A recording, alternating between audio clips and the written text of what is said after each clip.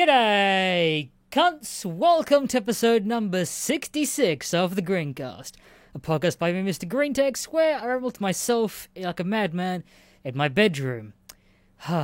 Remember when I said I'd have an upload schedule for this podcast? And then I went on hiatus from this podcast immediately for about 3 weeks, and then I think I did it again the second week. And then I went on hiatus again for about 2 months. Whoops! I know it's not the fucking most consistent podcast in the world. And for that, I'm sorry, I guess. But it's free, and who cares, really? Look, I'll be real, not a lot of people watch this podcast anyway, but I enjoy doing it, so that's why I am doing it. And look, podcast...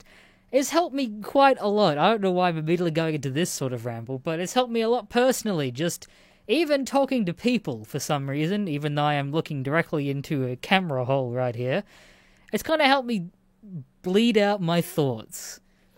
That's the worst way to put it, and justifying it as well and helping me, but whatever. Anyway, it's fucking back, baby. And it's hopefully here to stay again, because I don't know. I have, hopefully, some planned content and even a segment in this podcast that isn't just answering questions and topics from you people. So, yeah, I've been up to a good bit since the last time I did a podcast, which was like 2 months ago-ish, whatever that was. There was quite a few things that I was looking back and they're just like, oh, sure, we talked about this. Nope, it had been that long. Whoops. Whoopsie. So the main thing that was, I haven't done it so much lately, but I did get a VR headset. I now have a Quest 2 headset, which is pretty fucking cool. There was a good period where I didn't think that I would get a headset. One, because, I mean, I have a pretty powerful PC. I have pretty much top-line components for everything except a GPU graphics card. Because, you know, miners and everything, and the whole market is just completely fucked. For example, I only have a 1080 in my rig, and I bought that for about $800, like 3 to 4 years ago. And secondhand, they're selling for upwards of $600. I've even seen some for $750 for the same card. And it's like, bro, they literally has not lost price in 4 years. That should not be how that works. And it's just been real fucking annoying in that regard. So I didn't think I'd get one. But I also didn't think that VR would progress so quickly to get to a point where it would also become completely wireless, essentially. And that I don't really need to connect it to a PC. Everything is contained in the unit. I probably just completely destroyed your ears, and for that I am completely sorry. I just pumped the mic. A completely contained unit where it's all in the headset and you don't have to connect it to your PC. I didn't think I'd have that for a while. And, I don't know, I was just sitting on the couch with my roommate one day, and he just mentioned, hey, we should get a headset, or a VR headset. And I'm like, yeah, we should. And then I remembered the Quest 2, which is, like I said, a completely contained unit where everything's in there. You just got to have the space for it, obviously, which, you know, you move the coffee table out of the way of the living room, you got a nice, like, 6 by 6 feet square that you can play in. And so we did. We split the headset. The only thing that's really fucking annoying, and I knew it buying it as well, but there's not really any other competitors for wireless headsets at the moment, in my opinion. You guys probably come out with some random Chinese thing, not that... Nah, you might even not come out with it. Because I know a lot of people don't trust the Chinese. And you know what? For this past year, that's completely fair, I think. But yeah, we went halves. Of course, if you don't know, the Quest 2 and the whole Oculus line got bought out by Facebook years ago. So to actually use any Oculus headset as well as the Quest 2, it might not be for the other Oculus, but at least the Quest series, you have to have an active, good-standing Facebook account to log in to use the device. You can't really use it offline. Well, you can use it offline, but set up especially, you have to have a Facebook account that's in good standing. You can't really make, you know, a throwaway Facebook account that's cock lover Cock Lover Jesus. I don't know. That was the first dumb name that came to head for some for some reason. And yeah, so we just had to choose one of us to use it, and we used his account. But that means that for some things, I just have to use his Facebook account, and it's also really annoying as well. We're fucked either way. Because it is connected to your Facebook, sometimes, the first time we set it up, I'm just, like, playing Beat Saber away, and then he's just getting messages on his Facebook account, and it's popping up in-game, so I'm just playing Beat Saber and reading this poor cunt's DMs, and I had to just be like, hey, man, I don't know if you know, I can see your fucking messages, man. I think he figured out how to actually turn it off, but I can still see all of his friend list and who's online and offline. As well as that you actually need to hook that up to your Oculus account as well. And so for things like getting custom songs in Beat Saber, you have to actually connect your Oculus to the computer to actually then do a whole fucky process of becoming a fake developer and going into modding mode. And basically you need to log into the Facebook account and Oculus account, so I need his details and all to log into his Facebook to do the mods and to connect to my PC if I want to do anything. This is just so fucking annoying, bro. We were this close to having a perfect wireless VR headset, and Daddy Zuck came along and took it away from us. The fucking lizard bastard.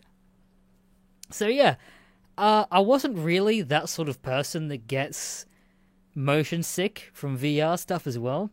And dude, it's so fucking cool. It's a lot more responsive than I would have thought too. There's no sensors that you have to put around the room like a lot of the Vive stuff as well. It's all just using, I want to say IR cameras. It's a form of sensory camera that just tracks it around the headset. So there's a couple times where if you bring up the controller like to your head, your hand kind of spazzes out because it doesn't know where it is in the room because it's too close. So it just uses that to track everything, which is cool as fuck. Because then essentially, like if you have just a completely open space, you could just, I don't know, set your space to infinity and just have a completely open VR setting in like a warehouse or outside or something like that. So yeah, it's pretty fucking lit, but yeah, the whole Facebook linking thing's real fucking annoying, I will say. But yeah, Beat Saber's been fucking cool. That's basically most I've been playing lately. I played Gorn, is another one of my favorites that I've tried. It's like this arena based VR game where you just have like a bunch of weapons and you just punch in cunts' heads with different weapons and cut their limbs off. And there's Wolverine claws, so I could live out my fantasy of like, you know, stabbing cunts in the chest and cutting their limbs off and stuff. It's real fucking cool. But then there was another game that I bought recently called Stride, where it's this parkour game. And I know I said I don't get motion sickness, but my god, is it fucking off-putting when you're in VR trying to do parkour. Like, imagine, like, there's some experiences in VR where it's just like, you know, you're on a mountain kind of climbing up, and I also played the Star Wars Vader games as well, and there's a couple points where you are grounded, but you have your VR hands and just like pulling yourself up. And of course, you're staying in the same spot in real life, but your character's like actually moving up, and your depth perception is like really fucked up when you do it. And so imagine that times 100 while you're moving and jumping, but not in real life. It really fucks me up a little bit. And after like 20 minutes session of it, I just have to like stop, and I kind of feel sick. It's strange. Some people said in the community that you kind of get over that, but I don't know if I really I want to put myself through feeling sick again playing the game, like if I'm not really that fucking into it, really. But that's been, yeah, like I said, that's been really sick. And no, I haven't watched porn on it. I don't think I really will. Okay, let's go on a side right now about VR porn. VR porn, in my opinion, is way overrated. The depth perception is completely off, and two, I think that was one of my first ever experiences with VR. And look, Of course it is, as I'm saying that. Of course porn is the first thing. Porn advances all of the mediums like this. It advanced...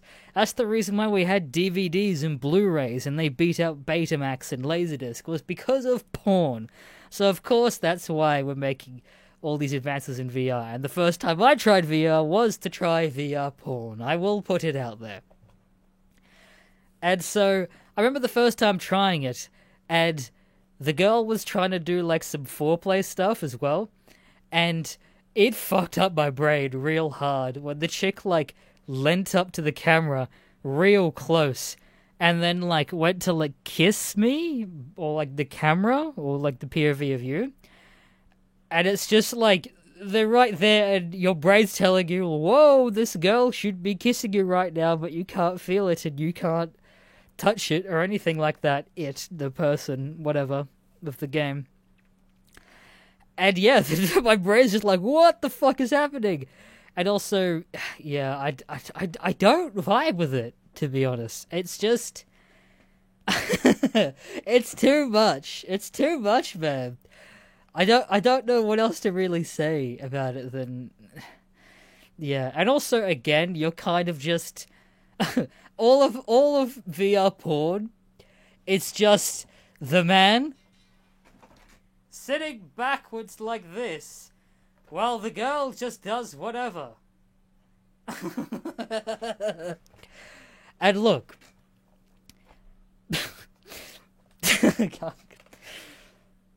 sure. Am I getting into this now? Am I really getting into this on this podcast? Sure. I think I consider myself a bit of a switch, to be honest. Sure, Am I really doing this on this podcast already? 10 minutes in and I'm getting into my sexual preferences. Ah, fuck it, I'm down this hole now. Sure, I consider myself a switch. I like to be domed, I think. I don't know, I haven't had that much experience with it. But also like to dom. I think, as I say, I haven't had that much experience with it either. And it is kind of weird, and you kind of just feel like you're being used in VR porn when you're just like, essentially, you're a fucking nugget.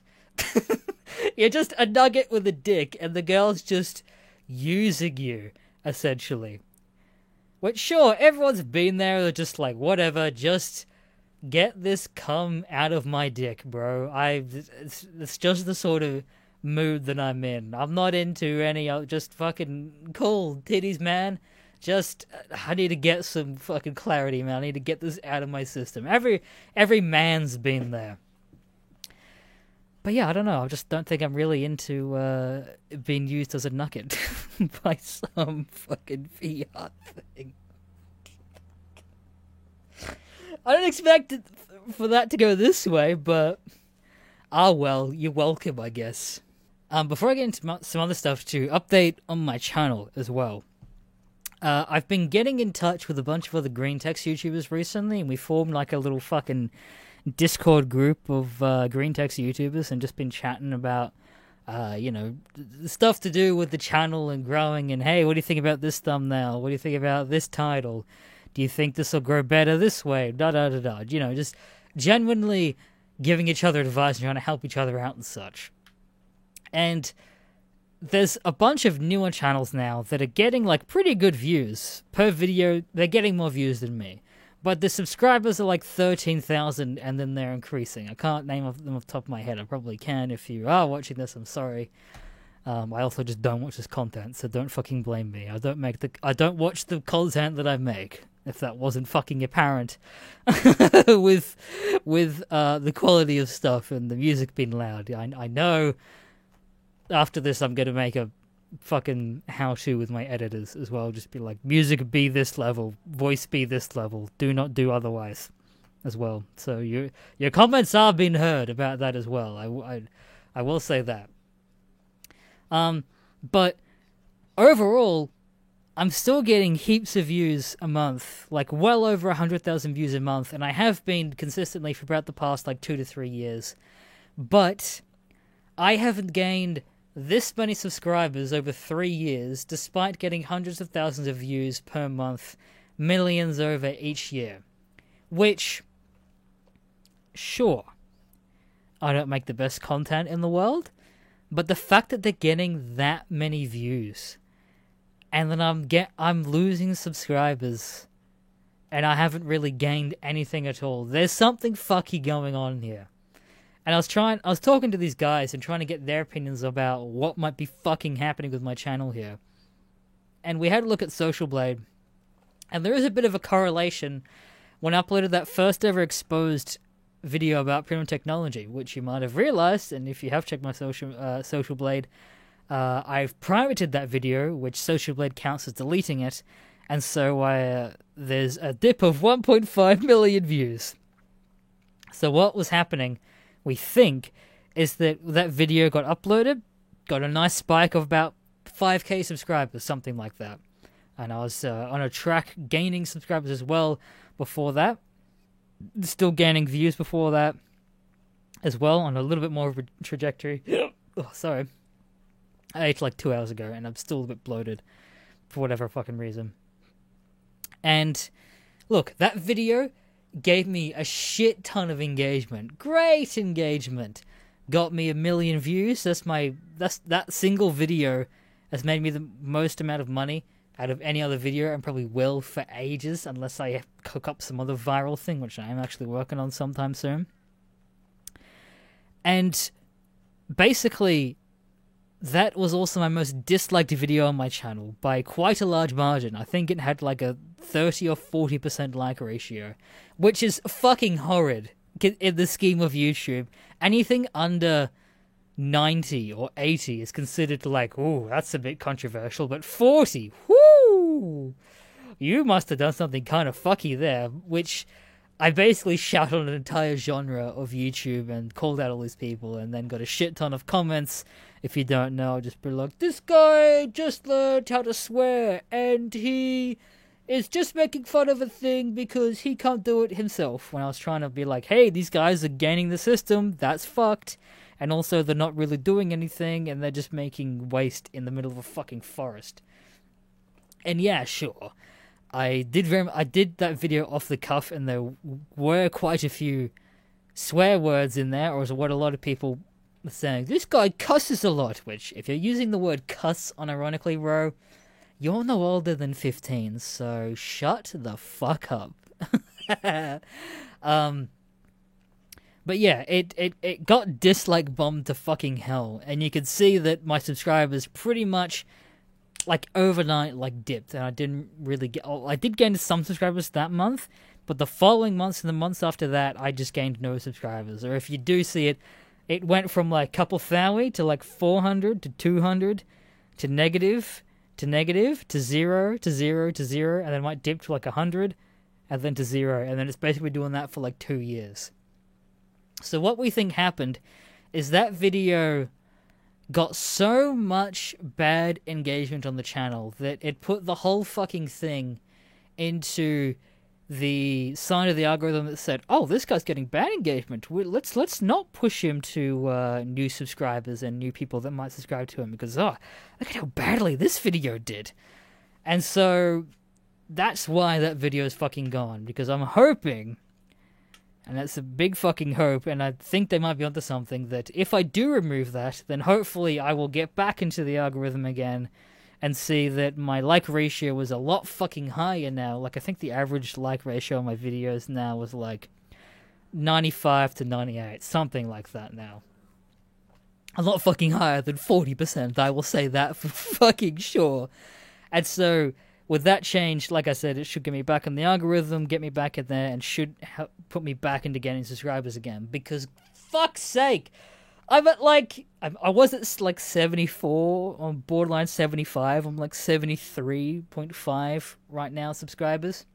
And I just want that fucking plaque, man. I was so close. I just want that fucking plaque for shitposting on the internet, man. 100,000 subs for making fucking green text videos and podcasts and shit memes. That's all I want, man. I just want that fucking plaque that I can put in the background there, show off to people, and then go, oh, wait, I don't know what this is because I'm I'm anonymous online. And it's just so fucking annoying. So that, yeah. But also, I did then also, this past couple months, I have 2 editors now. I had a person I brought on as an intern, who I also brought on as a paid editor now. So I have 2 editors, so that's why videos have been a lot more consistent lately. I have videos for the next 2 weeks now as well, so 3 videos a week with a podcast a week, so that'll be 4 videos a week now. Hopefully, if there's a podcast next week as well, I do want to boost it up to at least get to 69. So, hopefully we're back on the content train, and I'll get back in the algorithm, and so I can get the fucking 100k button, cunt! Oh, bro. That's the thing that's just been fucking me off the most out of everything. So that's where my channel's at now, is the long story short. Deleted bad video, hopefully put me into algorithm. Let's see, what else do I have here? Oh, yes, I wanted to talk about this as it happened, but I kind of forgot now. I'm going to grab something and not cut because I'm fucking lazy. Give me 1 second. So some of you might know this by now, but... well, I mean, you obviously will know. The Olympics have passed long since by now. I think even the Paralympics at this point would be, if not finished, they'll at least be finishing up at this point. And basically, the big grocery store chain here, there's 2 big ones. There's Coles and there's Woolworths. And they all like to do like little fucking collectible things to incentivize the kids and trade and whatever. And so for the Olympics this year, they decided to do like a collectible sticker collection thing. And, you know, it's pretty cool, you know, supporting all the Australian athletes, you know, getting their names out there, getting some collectibles. That'd be pretty fucking sick if I had a name. If I had my own sticker, you know, with my name on it and stuff. However, this is official, by the way. They went through the government to get all this stuff sorted. They commissioned an artist to do some anthropomorphized versions of athletes as native Australian animals. So technically, the Australian government commissioned furry art. As you can see here from this booklet, here are some furry fucking we have a bearded dragon lady. We have Kangaroo 1 and Kangaroo 2 here. And so just throughout this book... sorry, I just bumped the mic again. So, try not to smash the mic again. So throughout this book, if I can find some more here... yeah, there you go. There's the... fucking... what is this? The gymnastics. There's a koala? Am I Australian? Am I a liar? A kangaroo. I have dyslexia. Is it dyslexia? Whatever. I have blindness. I'm retarded. That's better. I'm just retarded. You got a kangaroo on some rings there. Let's see. We got a kangaroo smashing some ping pong. We have... there's a lot of kangaroos in here. Look, we don't have that many native animals. We got... I keep smashing the mic. Fuck. Got a kangaroo being a cool skater person. Yeah, and so just... the Australian government didn't really know what they were doing. And the artist also did an interview as well with a couple of different people. I think it might have been with like Kotaku or something like that. And basically they put out a thing saying that they're looking for an artist to do some stuff for the Olympics and all this sort of stuff. And they did this like 2019, 2020-ish, obviously, because, you know, the Olympics were supposed to be in 2020 and then something happened and pushed it this year. They put their hat in the ring, and they hadn't really done any of that sort of art, but they apparently just liked this person's art style. They went with them and described what they wanted from him. And he knew what he was doing, apparently. He knew that he was making furry art, but he kind of just didn't really say anything. And I think... actually, no, that's a lie. I think he might have half mentioned something about it, but they didn't really know what he was talking about. And so he's just like, whatever, you're the boss, time to do some fucking furry art. And so now we just have that now. And I don't know, that just fucking makes me laugh so fucking hard that there's just some boomer out there somewhere now that just has to Google what a furry is, and probably also going down a rabbit hole Googling what is yiffing, and then just being absolutely fucking horrified. And there's nothing that he can fucking do now because it's long since printed and been out by now. Considering making a video on this, because I feel like that would probably do really fucking well, but I don't know what other commentary I have to add to it other than, wow, that's funny, Australian government commissioned furry art, without knowing it. There's nothing much else to really add there. So I just threw it. I'm like, oh, I'll throw it in the podcast. And then do the podcast for about 2 months. My bad. Oh, well. Speaking of active stuff as well, I also switched gyms as well. I'm now going to one that's much closer to me. That I won't mention any specifics as not to dox myself. And now I'm beginning to talk about it. I've realized that I can't actually say that much at all without revealing details and also doxing myself. So I'll just say it's really cool. And the sauna works. Unlike the last one that I went to. Get fucked, well, Jim Northlakes. Your sauna sucks ass.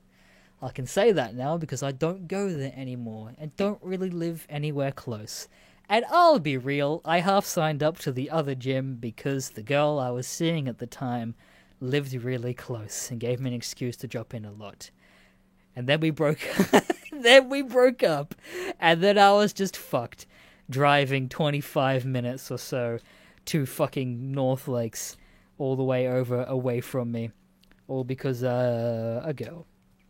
And was locked in for a contract and didn't want to pay $300 to break it, so I was just fucked. So it's good to have one that's much closer to me now. And that's all I'll say about that. Oops. Oh, well. What else have I been up to as well? I did catch up with someone recently. I ran into them, but complete by fucking chance as well. I was at a market buying fucking succulents because I'm a garden dad now. I'm a plant dad. I'm also just a fucking hoarder collector. I have about 50 different succulents at this point now. Actually, probably over 50 different types of succulents. And then I'm growing a bunch of shit in my backyard. I'm one of those cunts now. Sue me. I don't give a shit. But I hadn't talked to this person in like 5 years or so as well. I just ran into them by chance, and that was really fucking cool. So it was like, catching up a bit, seeing where they're at. And like, oh yeah, I've moved down, graduated this, I'm working here now, blah, blah, blah. And long story short, they invited me to come stay up with them down the coast for a little bit. And we went wakeboarding, which was a thing that I didn't really know existed. And you know me, I'm skater boy green tex, and so I was cocky as hell when she described what it is to me. And if you don't know what wakeboarding is, it's essentially that fucking thing where so there's two main types. I did the second one. The first one is you're on a board that has it's basically like a snowboard, but sloped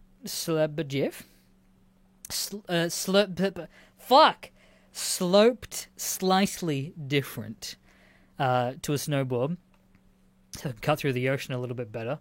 And your feet are attached to it as well, like a snowboard, and you're hanging onto a rope, wire, whatever, off the back of a boat, and you're basically just like riding the waves and the backflow of the boat, and just riding it like that.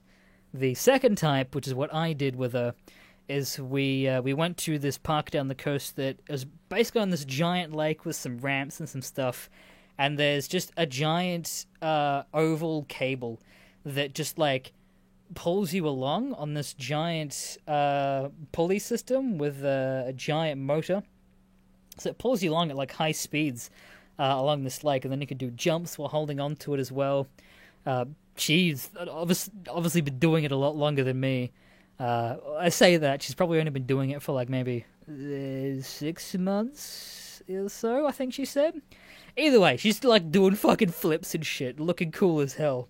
Meanwhile, like, I've never done it before. And also, like I said before, me being cocky skater boy Mr. Green Text that still can't even really do a rolling ollie properly. I'm like, yeah, bro, I could do this fucking easy. So I started on the kneeboard just so I could get a feel for everything. And so, basically on my knees on this board, leaning forward as well in like a crunched position, holding onto it, going along like this on this giant fucking cable system.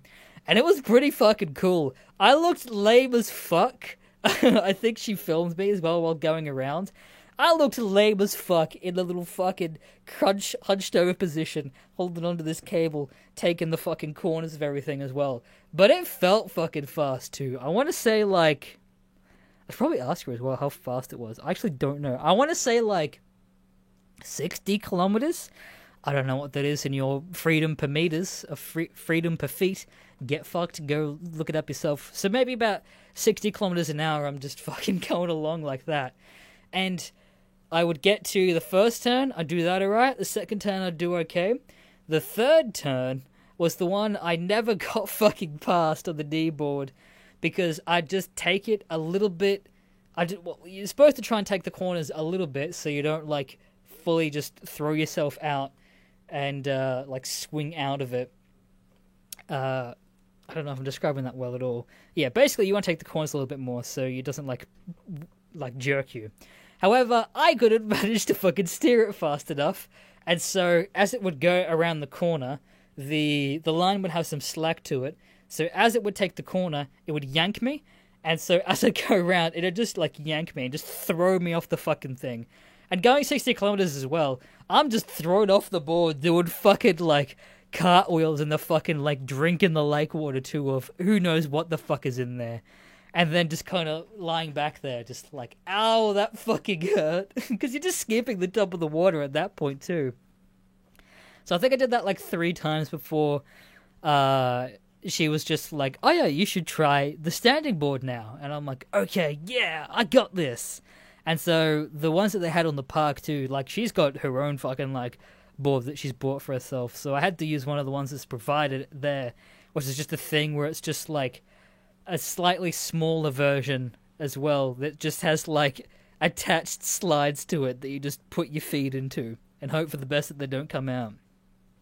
And I probably tried about 5 times to try and get onto my feet to actually get going, and I just couldn't fucking do it, man. It was the fucking worst, smashing my fucking ego in. I was fucking like, before this, I was just like, yeah, man, I'm gonna be the fucking Tony Hawk of wakeboarding. And I couldn't get about 3 meters before just immediately 180 dunking my head into the water, man. And look, there was a couple times where it wasn't my fault either.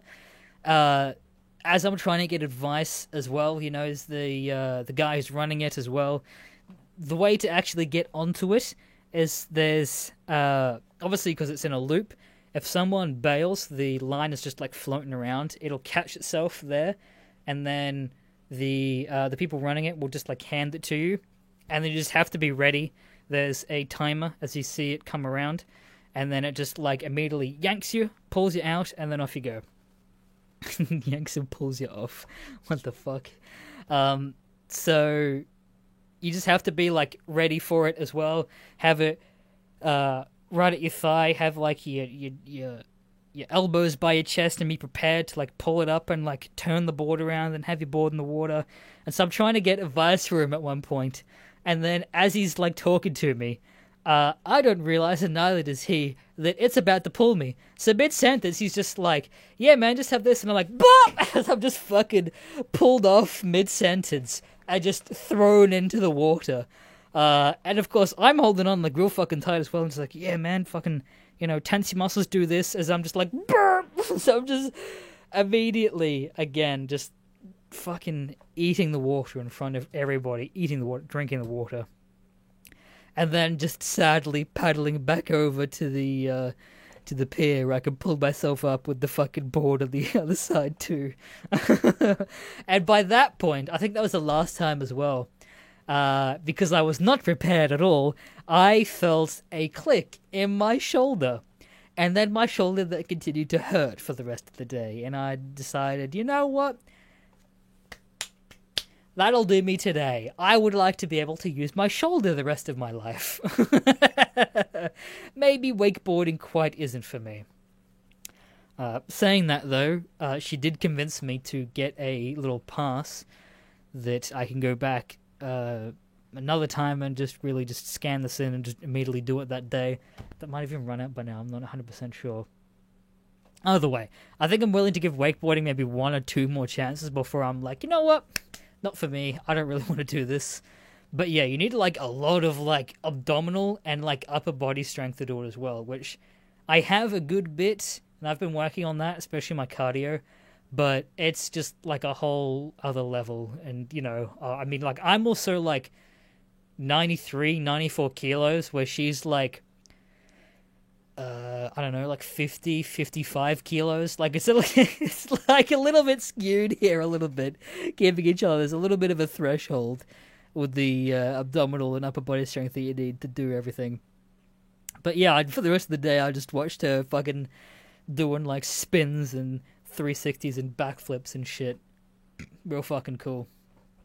Much cooler than me. If you're listening to this for some reason, hello. Yes, you are much cooler than me, and I mean it.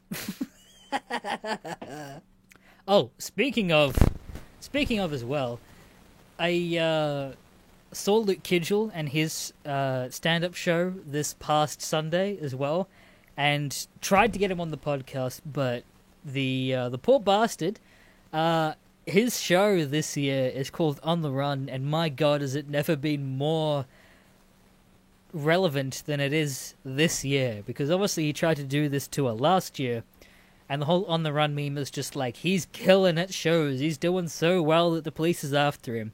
Now this year, On the Run has taken on a bit of a different context, because we've been dealing with COVID a lot different here than most of the world. Each our own states obviously is looking after stuff, and the way that it works here is that if there is a outbreak in somewhere, then you know there's the snap lockdowns and stuff like that. But also, if you are in a COVID hotspot or a COVID state that has had cases, then you can't travel to another place that has it a lot of the time, or you're in like a real forced quarantine. And as a comedian that's tried to do a tour around Australia, that makes things very hard. And so I think he managed to get some shows in Sydney before they just completely shit the bed at the moment too. They're getting like, I think yesterday or today, oh jeez, they got like 1.4 thousand cases, which is insane for Australia. For reference, my state had its first cases in a couple weeks, and they are 1 to 5 cases in like the past couple weeks, compared to their like 1,500 cases. And so, yeah. What else do I have to really say about that? Yeah. Oh, it was a good show. Oh, and also I took this person as well to the show, and I was also, they hadn't really seen that much stand-up comedy before, and I was kind of worried because I knew that Luke's comedy, I'd seen him talk about that a lot of his show this year was just about cum. Not for any particular reason, that's just how it happened. So there was an awful lot of cum jokes, which it was very good, very funny. My fucking face hurt by the end of the night as well, because I was laughing and smiling so much. So, testament to you as well, if you listen to this for whatever reason, Luke. But yeah, couldn't get him on the podcast because he was just so fucking busy. He got kicked out of his Airbnb the night before because his opener was pouring his bottle of water over the balcony onto people because he thought it was funny. Which, look, is kind of funny because it was also running at the same time, but security found him, evicted him, and everyone else at 3 a.m, and he was probably not a happy chappy at the moment. And I'm like, you know what? Fair enough, man. We'll do the podcast another time. And he said, yeah, he's He apologized for it, and that he's keen to do the podcast again when he comes back up to Brisbane sometime this year. And I'm like, oh, cool, works for me, man. No worries, no drama. Don't blame me for anything. He's like, cool, man. Have a good day. And so I got to the gig as well. I'm jumping all over the place. I do it with stories sometimes, and I'm not sorry. I actually knew one of the openers as well, Georgina. I went to university with her. I don't think that's really doxing myself that much, I think. I'll have to double check. But yeah, either way, I knew Georgina. She was scanning tickets at the show because I guess she just reached out and wanted to help out because she also does a bunch of stand-up as well. I'd love to one day as well. I just don't really... I don't know. It's a whole other thing. I do a lot of shit. I'd like to at least try it a couple times just so I could say I could do it. And, you know, I'd have a little bit more talking points and could, you know, relate to a lot of the stand-up comedians that I'm talking to for whatever fucking reason, even though I don't know why they're talking to me, but sure. And ran into her by chance there. I'm like, oh shit, Georgina, what are you doing here? She's like, oh, I was scanning the tickets, and I was talking to Luke and his girlfriend Meg, who's helping run the place as well, and mentioned that I do stand-up, and they offered me to open for them. And I'm like, fuck, good on you. Meanwhile, the girl that I had with me was just like, what the fuck? What do you mean you know the opener and also the person that's doing it, and you've done a podcast with them? What? So that was also a bit of a nice flex as well, I guess, because that was also a sold-out show as well. And I think they'd sold out... I think he's sold like 1,500 tickets that night, which fucking good on you, Luke, my boy. Compared to I'd seen literally every one of your shows in Brisbane as well. This is a weird conversation to be having with a person that's not here, as I'm realizing that I'm saying it. Yeah, it's a bit of a difference to his first ever show. This is also like in a cinema as well, because the previous venue was found with asbestos or something like that, so he just couldn't do his show there, and last minute he did it in cinema, which was actually pretty cool as well. I think more places might be adopting cinemas for stand-up, so he just like was essentially just on a box at the front of the cinema, and got to sit like right up the second row as well, which is the best way to do stand-up as well. If you are someone who enjoys watching stand-up on Netflix, do yourself a favor, find some of your favorite comedians, or even like people that you think their humor is similar to yours, go see them, because comedy in person, and stand-up comedy specifically in person, it just has a different feel to it, is the best way to put it. It's a different surrounding to it, and it's a lot better experience for you, trust me. It was so fucking good to get to a stand-up show for the first time in like 2 years now. But yeah, Georgina was telling me that Luke was saying to her that it's like, oh yeah, no, I did actually want to do Mr. Grantech's podcast, I just have literally no time. And so hearing that through her just justified, just like, oh, okay, yeah, he did actually want to do it. He's not just, making excuses, which is also just really weird to me now that I just have, like, I don't know if I'd straight call him a friend, but he's definitely like a peer now, as well as probably Lewis, who I am. Also, I'm realizing as I'm saying that I need to probably fucking contact that dude as well to see if I can get him on the podcast as well. Yeah, I just have, especially both Luke Kidgel and Lewis Spears were in my head like bucket list podcast guests that were obtainable to me, I think, and then I just got both of them, and then I'm like, fuck, where do I go from here? So it's a cool flex sometimes to just be like, oh yeah, I know Luke Kidgel and Lewis Spears.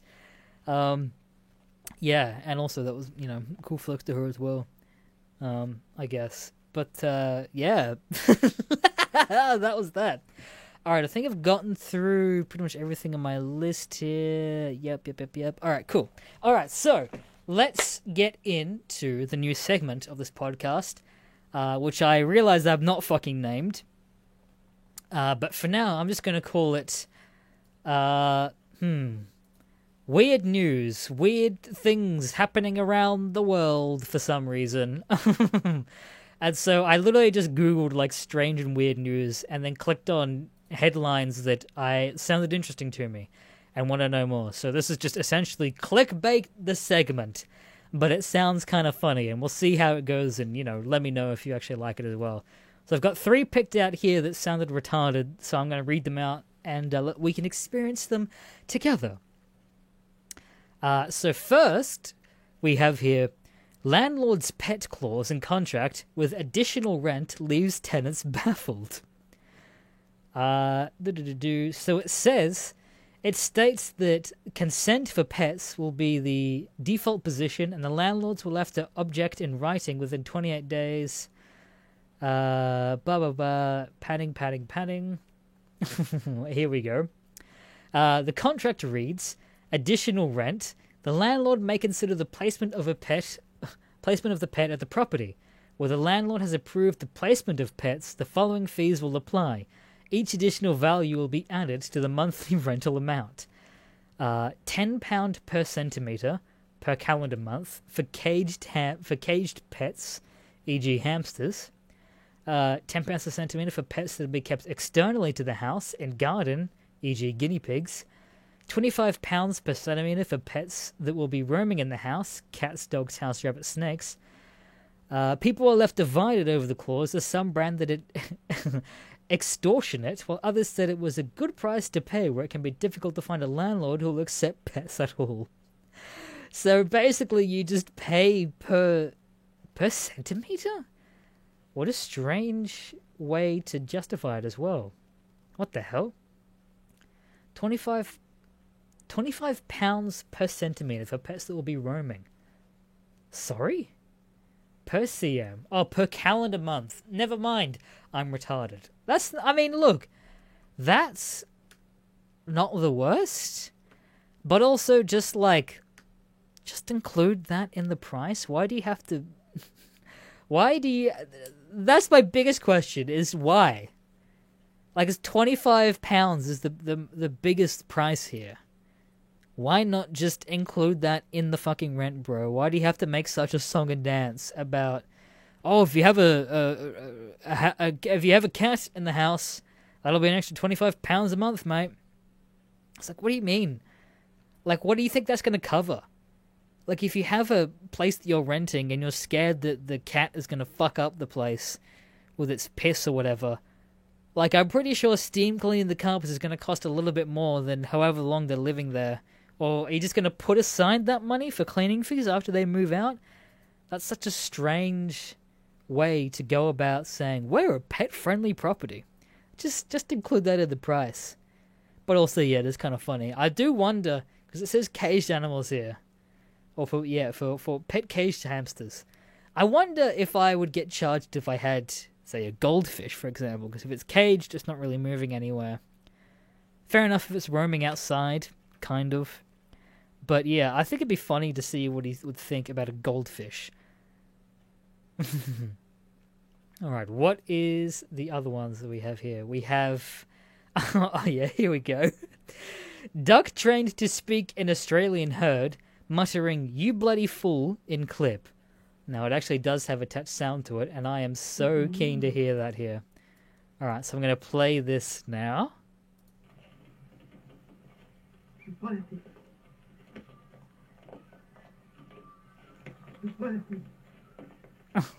What the hell?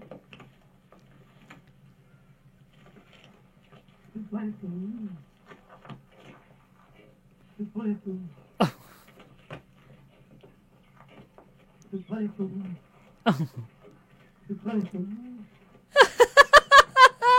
What the fuck? You bloody fool. Yeah, it does sound like that. That is kind of funny. A duck in Australia has been recorded muttering, "You bloody fool," after learning to mimic its keeper. The foul-mouthed bird, named Ripper, of course his fucking name's a Ripper, was said to have given particularly fond of using the catchphrase while mating.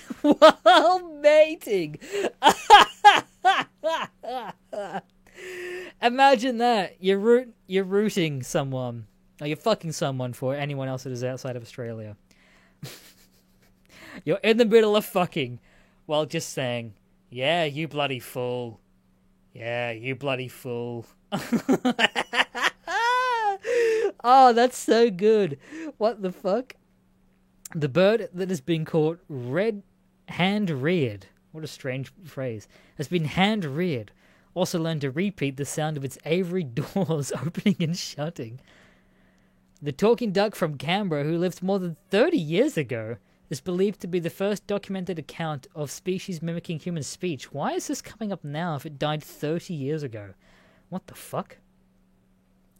Ripper's talents are only just emerging now because of a study charting the talking duck was only published in the most recent journal of Philosophical Transactions of the Royal Society. According to the study, Ripper was hand-reared on a nature reserve and learned to repeat the sentence which is often uttered by its keeper. The paper states, the structure of the duck vocalizations indicates a quite sophisticated and flexible control over the vocal production mechanism. So its owner's just calling the duck a retard a lot of the time, and the duck has heard it that much that it's repeating it back to him. That's kind of funny. He shared his recordings of Ripper, made in the 1980s for a recent study. The You Bloody Fool and a clip of him making an aviary door being opened and closed were both recorded during Ripper's mating displays. So he's still fucking... He's still trying to get laid, and he's just making door closing and opening sounds. What an absolute shit poster of a duck. I love Ripper so much. Though the recordings sound like You Bloody Fool, 10K told The Guardian, it was possible Ripper was saying food, adding, I could imagine that the caretaker would jokingly say, okay, here is your bloody food. He would make these sounds in a repeated series, as he would just whistle kick, normally learned from his flock to attract a mate. The paper explains the whistle kick consists of a non-vocal splash component produced by the feet hitting the water, followed by two distinct vocal components, a soft low-frequency sound, followed by a much louder whistle. What an absolute ripper of a duck. Okay, I'm going to move on to the last one, I guess, now. Oh, fuck. Let's see. Oh, here we go. This was one I'm just like, what? How does this work at all? Family baffled as cat comes back from the dead hours after cremation. Let's see. 14-year-old feline went missing overnight, and they discovered a dead cat on the road by their home the following day. Oh, okay, so it's obviously just the wrong cat. Simba hadn't come back all night, and my husband got up early to the gym when he saw a dead cat that had been hit by the car, Sin had explained, adding, we were crying and my sons were devastated. The couple tucked up the animal and took it to the vet, where they had an emotional ceremony, purchased a headstone to be remembered by. They paid £60 for the moggy to be cremated and a further £25 for a headstone, and give Simba the send-off he deserved. We've had her all our life, and we thought she deserves a proper send-off because she's such a big part of the family. When they returned, they broke into their... they broke to the news... I'm retarded, let me read that again. When we returned, they broke the new... Okay, nope, this is just written poorly. Heartbroken son, currently 17, and Stefan. What a strange spelling of Stefan. Stofan. Yuck. A few hours later, the family were dumbfounded when Simba turned up at the door. She added, we were trying to cheer up the boys with pizza when my son went to walk his girlfriend to the car, and he saw a cat wandering down the drive. Everyone was screaming that Simba had come back from the dead. We're all happy and celebrating. We explained to my youngest at the Rainbow Bridge, as that's where cats and dogs go when they die. So that's completely ruined his illusion, and now thinks all of our dead pets are coming back to life. Oh, fuck. Fortunately, following the discovery, the cremated cat was in fact not Simba. The family managed to use social media to track down the owner for the deceased animal and return his ashes to him. Fuck. Imagine that. You've lost fucking poor old Mittens for about a week or so, and then you get a call one day saying, hey, we found Mittens, and you know, they're over the moon. They're so excited. Finally, their cat has come back. When can we pick him up? Oh, we'll just ship him to you. Oh, are are you just gonna pay for like pet insurance? Oh no. We're just gonna put it in a box, and then just ship it to your house. Oh, but surely that's not humane. Surely you need to, give them some food, or I'm willing to pay. It's like, oh no. I'll just express post it to you, man. It's all good. It's a small box anyway. Oh, what do you mean it's a small box? It's a medium-sized case, not that big. Oh no, don't worry about it. It'll get to you. Fucking open up the box and it's just the ashes of a cat. Fucking hell. Yeah, that's all I had for the strange news this week. That was basically just to pad out my shit as well. Alright, I can get rid of that. Okay. Let's get into the most autistic part of this podcast, and that is, of course, where I answer questions, queries, and topics from a bunch of you cunts. So, as always, if you ever want to contribute to the podcast, the best way to do it is either by emailing me at mrgreentext@gmail.com. That's Mr. Greentext with an S at the end of that. Or head to my Discord, where there's a link down at the bottom, down in the description. Jump over to the Greencast channel, drop your shit in there, and I'll read it and most likely ignore it as you try and meme me or try and get me to say the N-word on the podcast. This is one I got, end of last month, and I think it is really interesting because I do have some stuff to say about it. Willery says, if you've done this on the podcast, could you answer this now? Do you have an internal monologue? Do you imagine scenarios when you read a novel or something similar? If you don't, how do you think? If you do, how do you think people who don't think that? I had this conversation with my first girlfriend at the time. She had, I can't remember the specific. It's not a disease. It's not even really like a thing. It is a thing, obviously.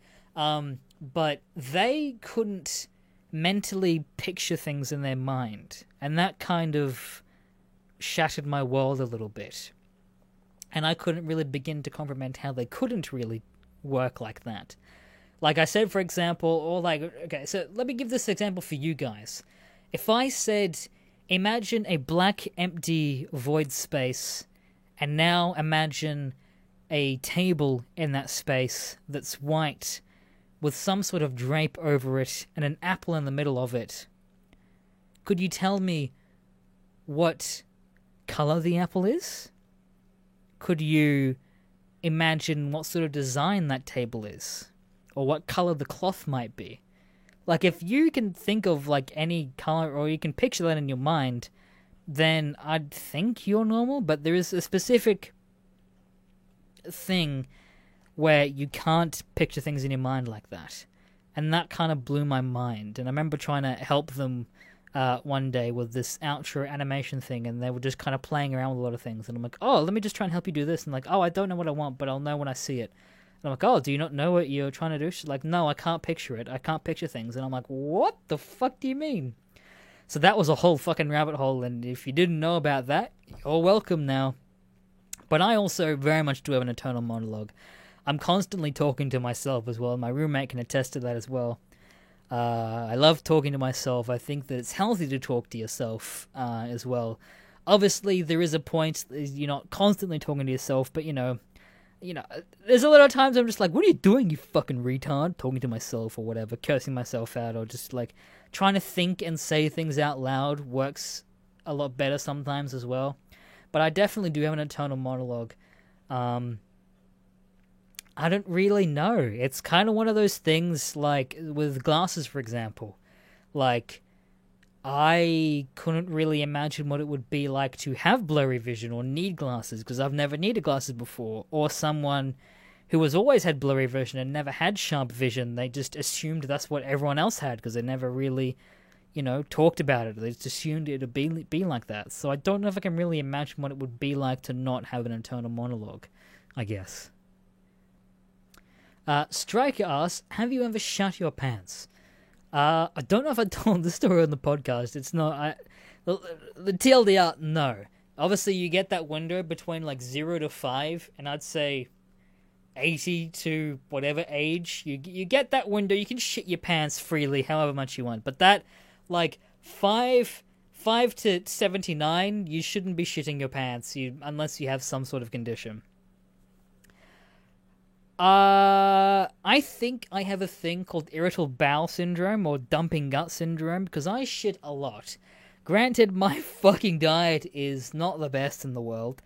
If I ever have days where I think I've taken too many poops or, my poo is not solid that day, and I'm sorry for getting graphic, I love this shit, Imodium. I only use this brand. It's the thing that works the best for me. Take 2 of these bad boys. Nothing is coming out your arsehole for the rest of the fucking day except maybe some very strangely smelling farts. But I can assure you, no poo-poo will be coming out your number 2 hole after taking 2 of those. And I did not have any of those with me in this fucking case here.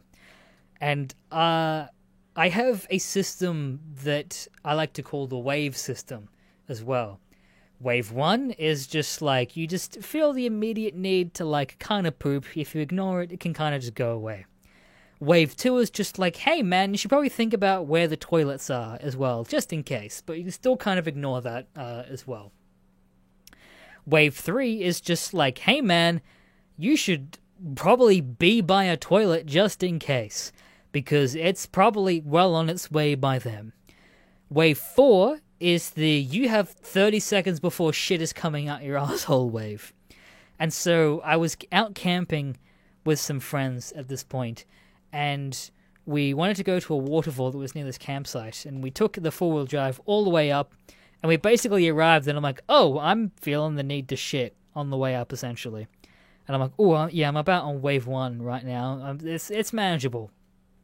We get to, like, wave 2 and a half, as we get to the waterfall. And quickly, my mind's off it now. I'm not really thinking about pooping. We're looking at the waterfall, taking pictures. The need to shit is disappeared. It's gone. I think I'm fine at this point, too. We also trekked about 20 minutes from the car to the waterfall. I'm feeling okay. I think I've gotten past it. We then begin to hike back, and I hit wave 3.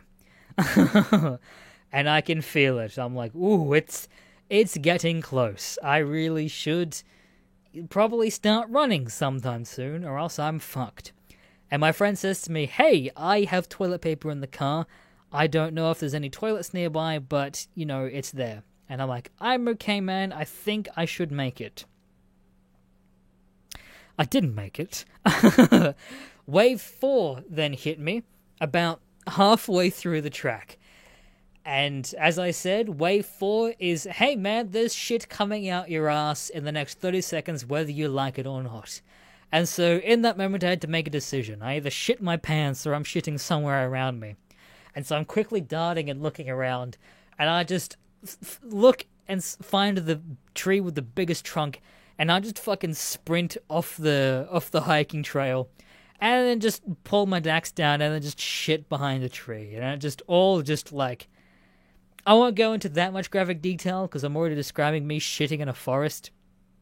But it was not great. There was just immediate flies the moment it left my butthole. And the worst part is looking around, I had nothing on me to wipe my ass with me. And all of the leaves were fucking dry as well. I had to kind of like waddle up a little bit to try and pull some leaves off a fucking tree to try and wipe my ass the best I could. I did kind of like spread my cheeks a little bit as I shit, just in case. But I think I'd actually got most of it, and then just the waddle of shame coming back down to the trail.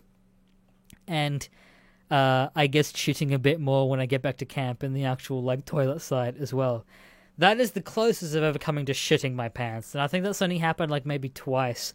I think the last time when I hit wave 4, I think I was actually near a toilet and I didn't make it like just in time. But yeah, they're the closest times that I've ever shit my pants. Alright, and I've been avoiding stuff, and I've been avoiding talking about stuff like this the entire podcast, so I'll tack it on at the end where only real fans probably really going to be listening to this as well. Good old backup 676v4 asks, what are your thoughts on the increasing authoritization of your country and the concentration camps that have been built for unvaccinated people? I honestly, I'm over talking about this, and this is probably one of the only times I'm talking about this publicly, because I'm just so over the misinformation that has been put out of people trying to scare everyone else in the world because the Australian government is taking my freedoms. When you're not in this country, you don't really know how things have been handled.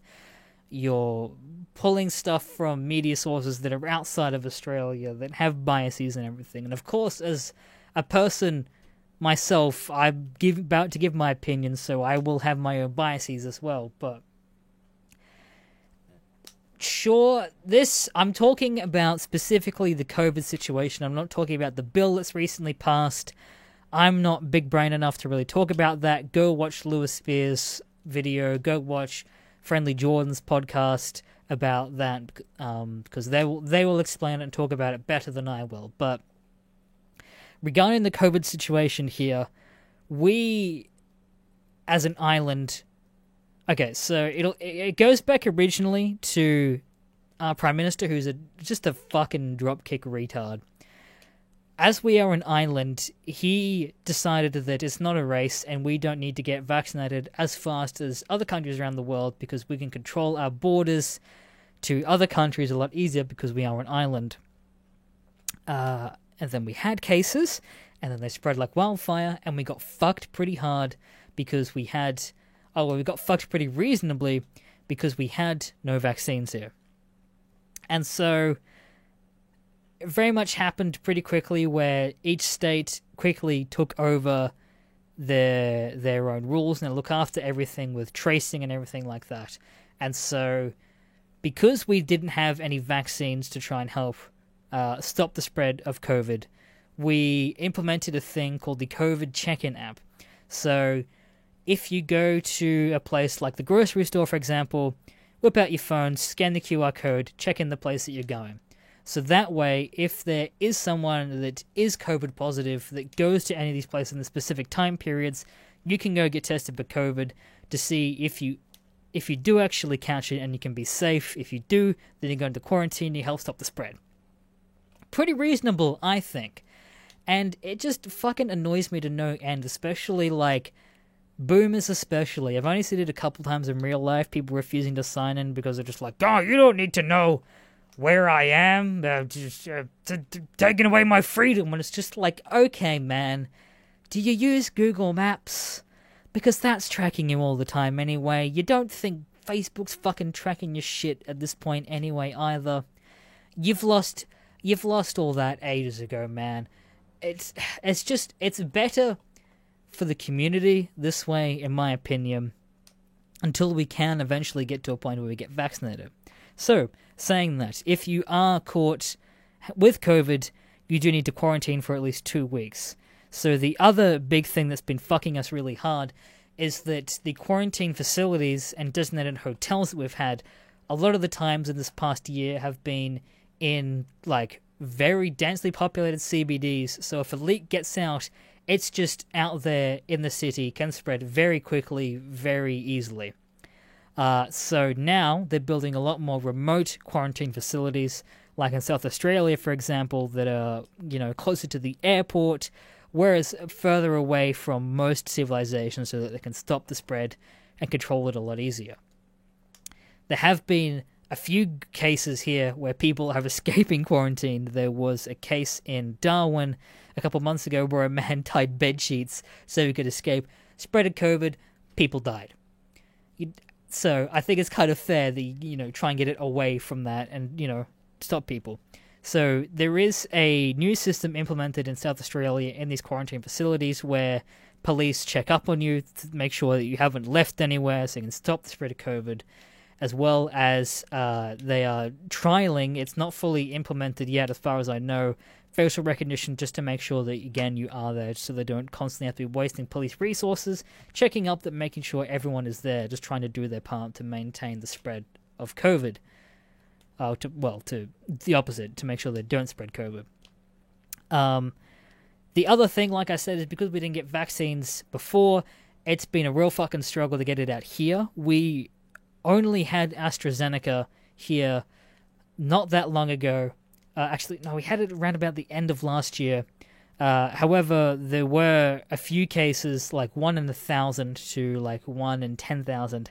I want to say 1 in 1,000, I think, is the more reasonable statistic, I think, of blood clots in people under 65 years old. So it was, you could take AstraZeneca vaccine on your own risk if you were under 65. Actually, no, that's a lie. People under 65 were not allowed to get the vaccine unless you were a frontline worker or, one of the other essential workers and stuff like that. Actually, no, a lot of even essential workers couldn't get it. Basically, if you're high risk, if you're working with someone that is immune compromised, stuff like that, you could fast track it and get it a bit sooner.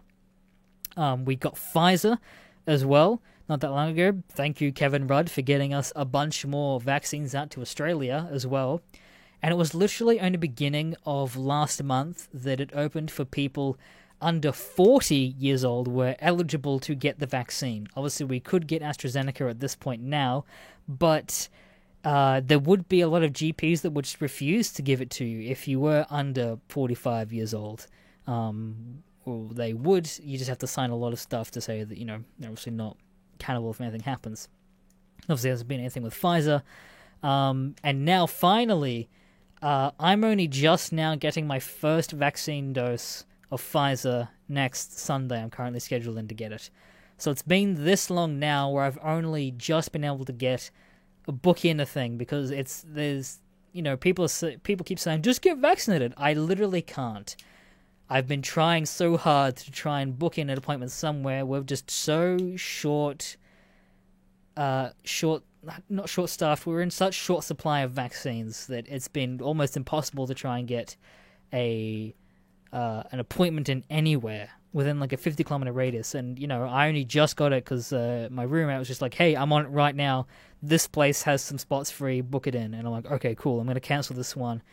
I had it before scheduled for like the beginning of October, like another month from now.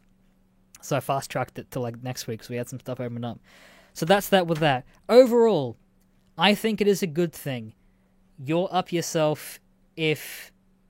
Actually, no, I won't say that. You know what? I think it's personally a good thing. I don't care about personal freedoms that much, to be honest. I've long since think you've lost that ages ago, no matter where you are in the world. Everyone's tracking you. Everyone knows your information anyway. I personally don't really care. I have a Google Home sitting in front of me that's always fucking listening to me. I've long since signed away those rights. Your phone is constantly listening to you anyway. Personally, I don't think it really matters to me. I think it's a net positive benefit, and it shows, because my state, again, for example, has only had, like, maybe 50 cases total this past month. That's insane. Look at places like Florida that has had, like, 25,000 in its peak. That's the entirety of cases in Australia in a day, over, like, the lifetime. Maybe it might have been 30,000. I might be off by, like, 10 to 15,000, something like that. But that's insane to me.